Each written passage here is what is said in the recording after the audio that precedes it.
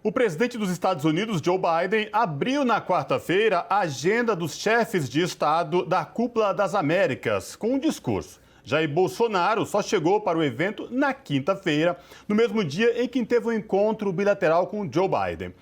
A atual edição da Cúpula das Américas é alvo de críticas da Bolívia e do México, que decidiram não enviar seus presidentes após os Estados Unidos barrarem a participação de Cuba, Nicarágua e Venezuela. Para repercutir esse assunto, nós conversamos agora com Paulo Abrão, que é professor de Direito e ex-secretário executivo da Comissão Interamericana de Direitos Humanos, da OEA. Boa noite, professor Paulo Abrão. Prazer falar com o senhor. Seja muito bem-vindo. Bem-vindo. Boa noite. Muito obrigado.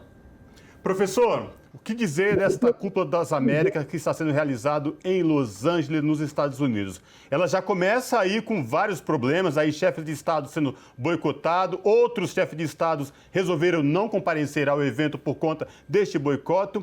E mais, professor, eu quero fazer uma provocação já no nosso bate-papo, nossa conversa. É muito interessante que esta cúpula aconteça nos Estados Unidos, em Los Angeles, na divisa aí com o México, uma parte, e o México não foi, o presidente Obrador não foi. E lembrando aos nossos telespectadores aqui da TVT e ouvintes da Rádio Brasil Atual, na guerra entre Estados Unidos e México no final do século XIX, uma parte do território mexicano foi tirado do povo mexicano. Eu queria que o senhor repercutisse para a gente a Cúpula das Américas e isso que eu acabei de comentar com o senhor, por favor. Bem, a escolha dos Estados Unidos como sede da Cúpula das Américas foi um profundo erro estratégico. Ela foi pensada ainda durante o governo Trump, durante uma época na qual havia uma adesão de muitos governos conservadores dentro da nossa região, numa lógica de um acompanhamento irrestrito da implementação da política exterior norte-americana. Mas, efetivamente, agora houve um gap entre aquilo que foi planejado por um governo e o que foi implementado pelo governo Biden, né? Essa cúpula se caracterizou por uma profunda deslegitimidade desde o seu princípio.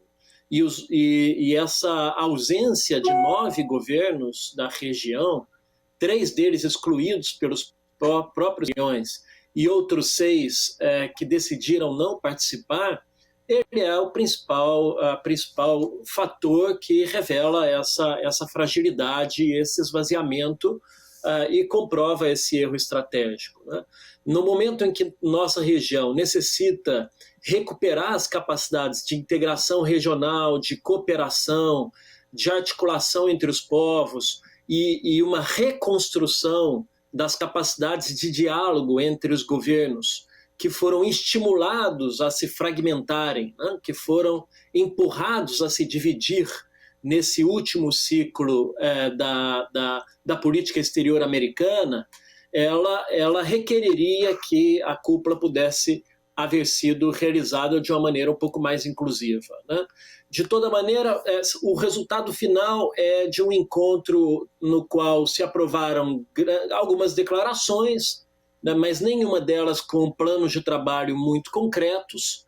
Talvez o melhor êxito tenha sido exatamente na agenda migratória, porque tem um conjunto de decisões que foram dirigidas unilateralmente a cada um dos países, especialmente aqueles países de remessa e de trânsito de imigrantes para os Estados Unidos, porque eles tinham maior interesse exatamente nessa agenda, mas o restante dos temas ficaram muito a desejar. O encontro da sociedade civil foi muito criticado por uma profunda desorganização, o fórum oficial, né, das organizações da sociedade civil, e o anúncio do presidente Biden de que, então, a partir de que como um resultado da cúpula vai injetar 12 milhões de dólares de apoio à preservação da Amazônia, na verdade, é um resultado muito frustrante, né? Eu acompanho nesses termos a crítica que a nossa líder indígena, Sônia Guajajara, fez,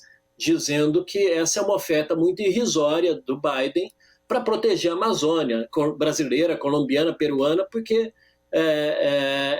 diante da dimensão e da complexidade da região, efetivamente, esse recurso ele não representa nada e ninguém sabe exatamente em que vai ser destinado, se ele vai ser dirigido às organizações de proteção ou se ele vai ser entregue ao governo Bolsonaro, ou seja, entregar recursos para fortalecer a política do governo Bolsonaro em relação à Amazônia significa fortalecer o desmatamento, né? Então, o que isso significa concretamente? Professor, aproveitando, falando do encontro bilateral de Bolsonaro e Biden, houve também uma manifestação de diversas entidades por uma carta, inclusive a Washington Brasil Office, que você, diretor executivo, faz parte, é signatária dessa carta, colocando diversas contradições e questões aqui do governo Bolsonaro no Brasil, explicitando isso a Biden.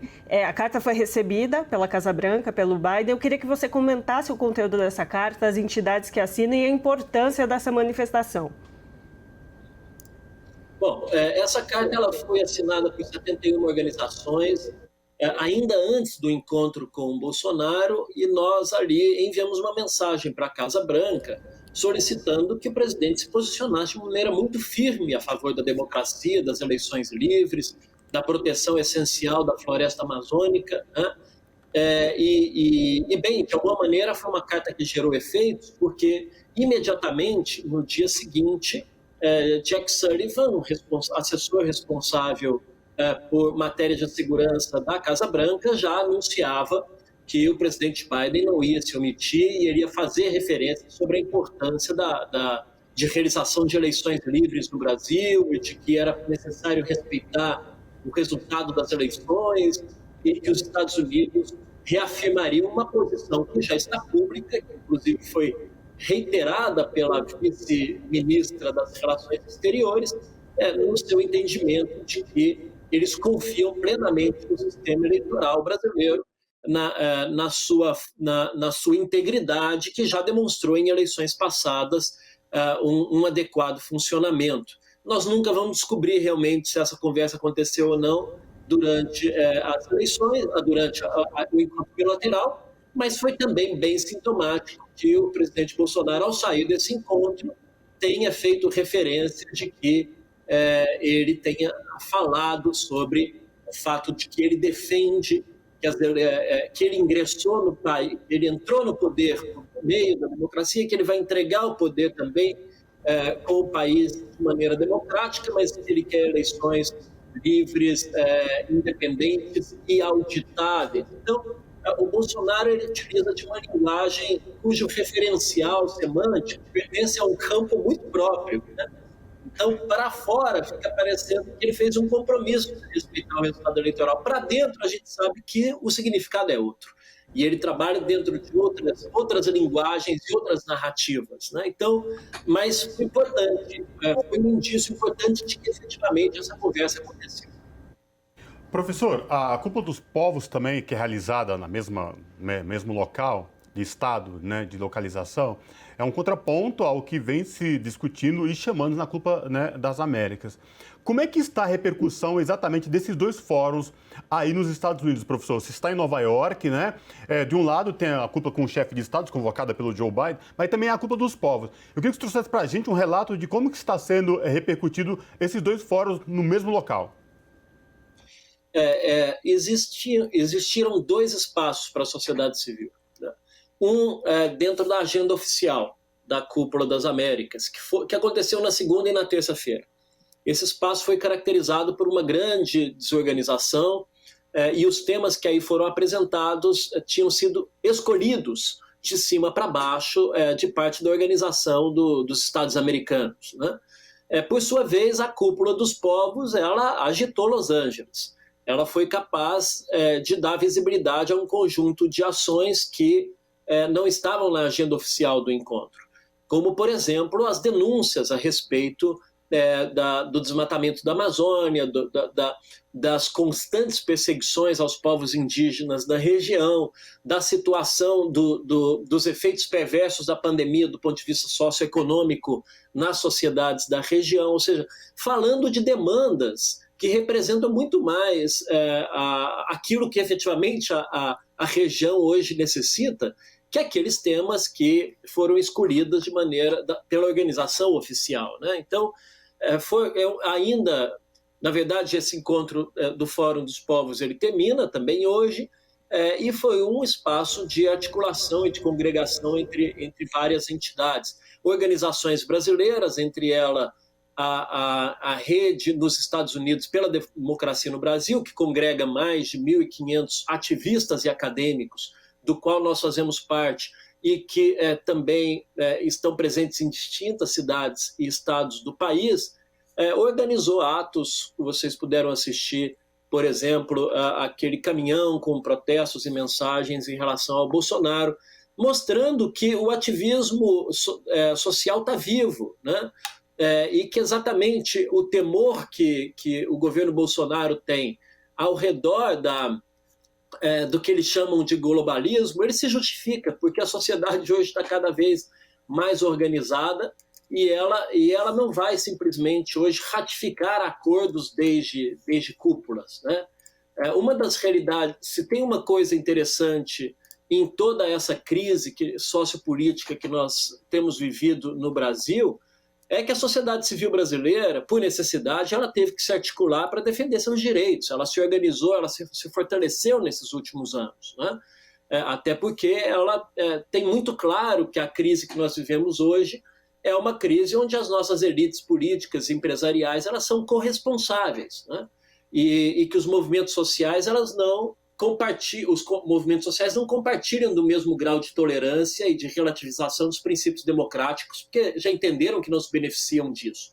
Então, nesse grau de ameaça à democracia e frente a esse acúmulo de força social, em escala global e também em escala nacional, nós estamos vendo muito claramente que a política mudou, mas a organização social também mudou, né?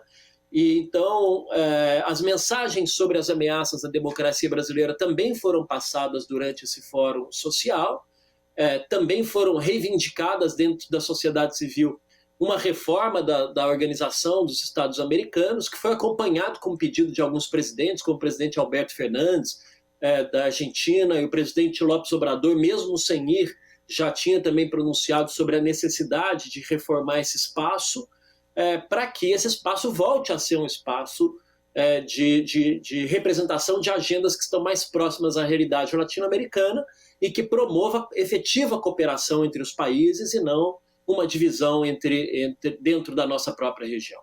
Aliás, desculpa te interromper, o presidente López Obrador fez um discurso muito contundente e forte quanto a essa questão, né, professor?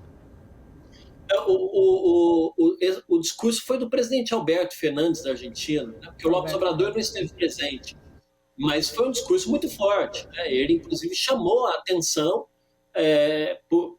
pelo que foi os 4 anos de desmando do governo Trump também, né? Ele faz referência direta à intervenção da OEA nas eleições da Bolívia, contribuindo para o golpe no país, faz referência direta pelo descumprimento dos acordos históricos dos países da região com os Estados Unidos na nomeação do presidente do Banco Interamericano de Desenvolvimento, que foi um lugar sempre ocupado por uma pessoa latino-americana. Ele fez referências sobre como se manipulou o Fundo Monetário Internacional para poder gerar um acordo bilionário que a Argentina seria incapaz de pagar ainda durante o governo Macri para tentar salvar politicamente aquele governo, né? Então ele fez referência clara de que não é admissível esse grau de instrumentalização da OEA ou das instituições do sistema interamericano como linha de apoio à política exterior americana, porque às vezes essa política pode ser mais lúcida, mas às vezes ela também pode refletir o que foi 4 anos de autoritarismo dentro do governo Trump. Uhum. Professor, agora para encerrar, nosso tempo está acabando, mas essa reaproximação de Biden com o Brasil teria aí, ao fundo, o interesse econômico de ver o Brasil mais próximo aos Estados Unidos e não tão próximo à Rússia e à China comercialmente, sendo que a gente tem aí uma guerra acontecendo de interesses que levam Estados Unidos e Rússia a ficarem polarizados? Sem dúvida. Os Estados Unidos precisam do Brasil nesse momento. E isso, de alguma maneira, deu alguma vantagem para o presidente Bolsonaro. né, porque ele foi convidado para ir, foi oferecido um encontro bilateral com ele, né, apesar de que as fotografias são muito reveladoras também do que foi esse encontro. O presidente Biden manteve 3 encontros bilaterais com 3 presidentes, o presidente do Chile, do Canadá e do Brasil, e a presidente do Chile abraçado, o presidente do Canadá, as cadeiras juntas, e a reunião com o presidente Bolsonaro com cadeiras bastante, as cadeiras distantes uns dos outros. Mas, de fato, os Estados Unidos hoje precisam do Brasil, primeiro, para poder confirmar a sua pretensão de liderança hemisférica, né, para fazer frente à situação que hoje se vive na Rússia e a aproximação do Bolsonaro naquela visita desastrada à Rússia na véspera da invasão da Ucrânia, chamou um alerta dos Estados Unidos, e eles têm um grande interesse de tentar impedir o avanço da influência econômica da China na região. Foi por isso que, durante o encontro, o presidente Biden anunciou uma ajuda na casa de bilhões de investimento privado na região.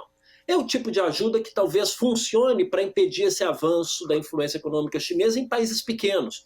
Mas, no caso brasileiro, essa probabilidade é muito pequena. A China hoje já é o nosso principal parceiro comercial e, de alguma maneira, os Estados Unidos é o nosso principal concorrente na venda de commodities para a China também, né? Então, talvez para nós isso não vai ter tanta influência, mas, de fato, saiu dessa cúpula uma grande promessa de investimentos robustos privados norte-americanos na região para tentar obstaculizar a expansão da influência econômica da China dentro dos nossos países. Aqui na América Latina como um todo, né? Tá certo, então. Falamos com Paulo Abrão, que é professor de Direito e secretário executivo da Comissão Interamericana de Direitos Humanos da OEA. Professor, muito obrigado pela sua participação. Muito obrigado, pessoal. Abraço, professor. Abraço.